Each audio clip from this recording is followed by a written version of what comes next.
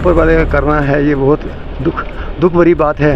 मेरा नाम मोहम्मद शफीज़ दरगर है, मैं यहाँ का राजगढ़ ब्लॉक का डीडीसी हूँ। ये रात के 11:30 बजे के करीब जो आवाज़ आई, बिजली गिरी।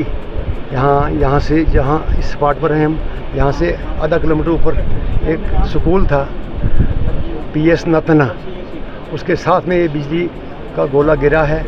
वहाँ से जो नीचे मकान थे उनको बह के यहाँ ऑन स्पॉट पर 2 मकान थे, जिनकी 4 डेड बॉडियाँ इस वक्त रिकवर हो चुकी हैं। एक डेड बॉडी जो है लेडीज़ की अभी तक नहीं मिली है। पूरी डिस्ट्रिक्ट एडमिनिस्ट्रेशन यहाँ ऑन स्पॉट पर है। हमारे DC साहब, SP साहब, एडिशनल SP साहब, तहसीलदार साहब, ACR साहब और पूरी क्वालिटी की टीम यहाँ सुबह 6 बजे से लगे हुए हैं। सिविल जो हमारे यहाँ के लोग हैं सब लोग उस ढूंढने में लगे हुए हैं। अभी तक एक डेड बॉडी मिस है, 4 डेड बॉडी का लगभग